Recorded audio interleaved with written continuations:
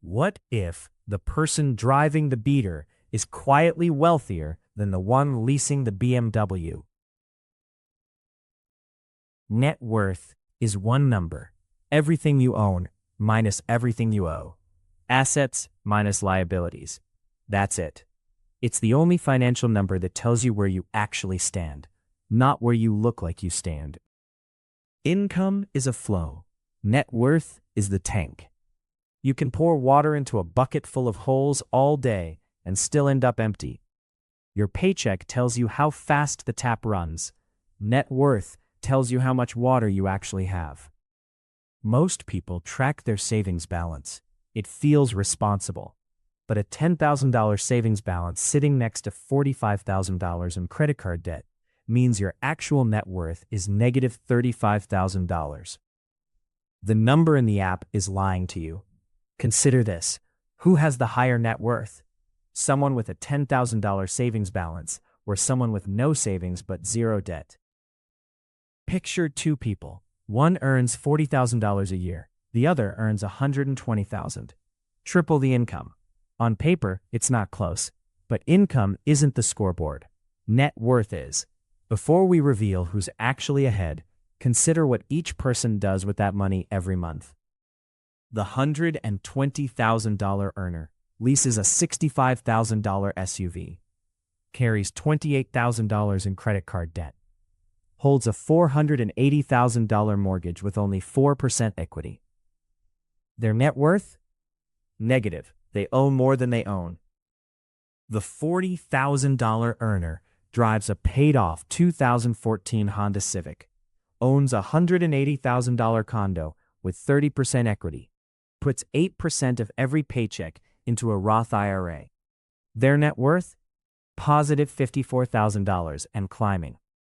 $54,000 positive versus deeply negative. Same economy, same housing market, completely different trajectory. Trajectory is everything. A number moving in the right direction beats a bigger number moving in the wrong one.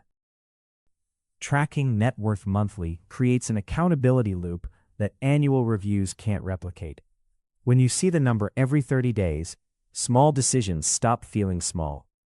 That $400 weekend binge suddenly has a face, and it's not a pretty one. Tracking income keeps your eyes on the tap. Tracking net worth keeps your eyes on the tank. The moment you shift focus from earning to building, your relationship with money changes completely.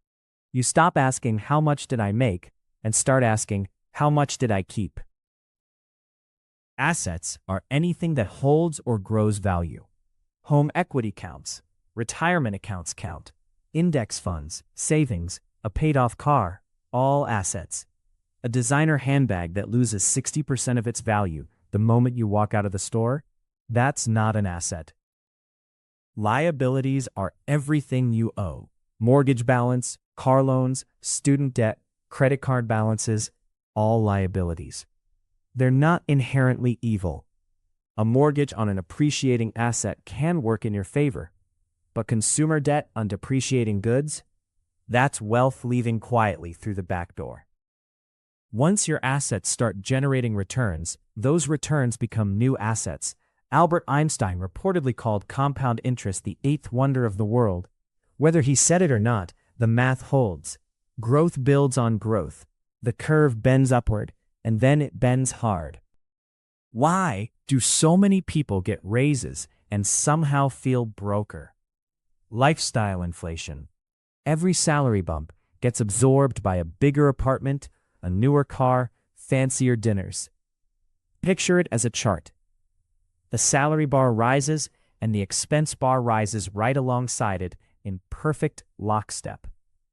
The gap between them, the space where wealth accumulates, never widens at all. Stealth wealth works differently. Income rises, lifestyle stays flat. That gap between what you earn and what you spend, that's the engine. The quietly wealthy drive it without announcement. No new lease, no upgrade. Just a net worth number moving steadily upward every single month. Net worth gives you the headline. The debt-to-asset ratio tells the deeper story. Divide total liabilities by total assets. Above 0.5, more than half of what you own is technically the bank's. Below 0.2 is where the quietly wealthy tend to operate. Tracking monthly doesn't require a finance degree. A spreadsheet works. Apps like Personal Capital, now Empower, pull every account automatically. The tool doesn't matter. The ritual does. Same day, every month, every account, one honest number. Most adults in their 20s carry a negative net worth. Student loans, car payments, starter credit card debt, it compounds fast. The Federal Reserve's 2022 Survey of Consumer Finances found the median net worth for adults under 35 was just $39,000. Starting negative is normal. Staying negative is optional. Remember our $40,000 earner? They track net worth on the first of every month. In January, their condo appreciated by $8,000. In March, their Roth IRA crossed $20,000. These aren't windfalls. They're the compounding result of a consistent, boring, brilliant habit. Status symbols are engineered to signal wealth while quietly destroying it. A $5,000 watch depreciates the moment you strap it on. A $500 monthly contribution to an S&P 500 index fund, which has returned roughly 10% annually over the past 50 years, compounds without pause. The person wearing the watch looks wealthier. The person who skipped it actually is. That gap widens every single year. Owning a home and building equity are two different things.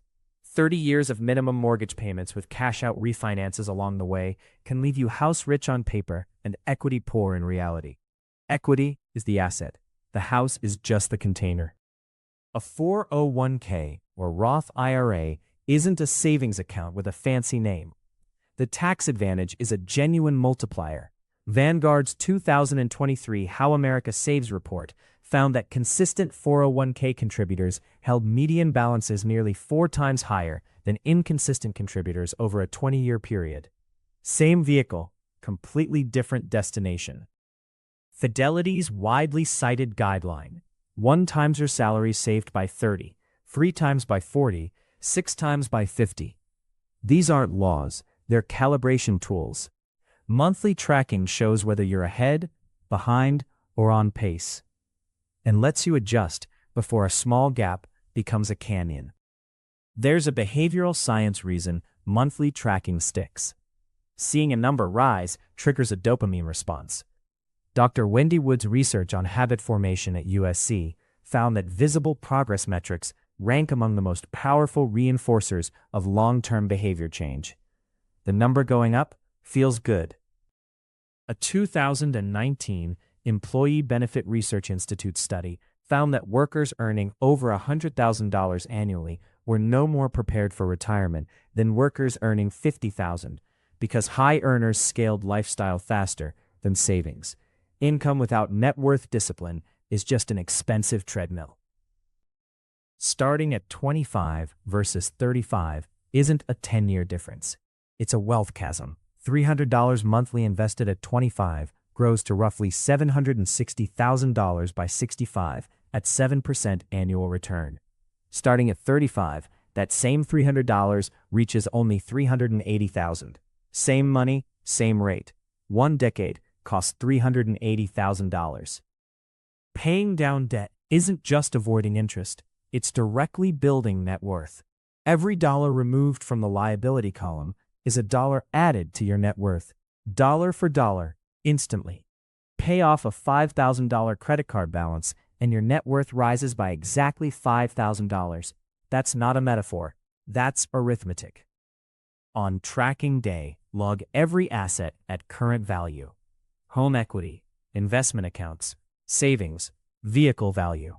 Then log every liability, every balance owed. Subtract, record the number, compare it to last month. That's the whole ritual. 15 minutes, 1 honest number. Done. Repeat forever. Remember that BMW from the opening. The driver earns $120,000 and carries a negative net worth. The beater driver earns $40,000 and holds $54,000 in positive net worth and climbing. At current trajectories, the beater driver crosses $200,000 in net worth before the BMW driver reaches zero. The car was never the signal.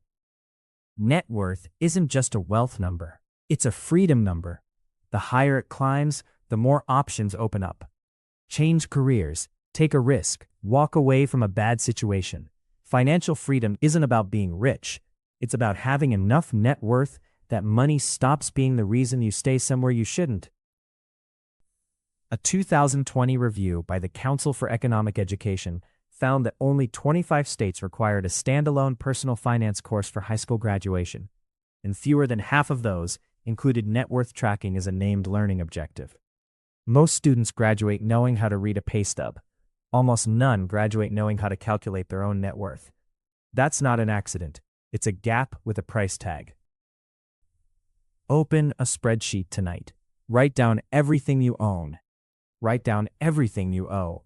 Subtract. That number, whatever it is your starting line, not your finish line. Track it monthly. Watch it move. The person quietly winning was never the one with the biggest paycheck. It was always the one watching the right number.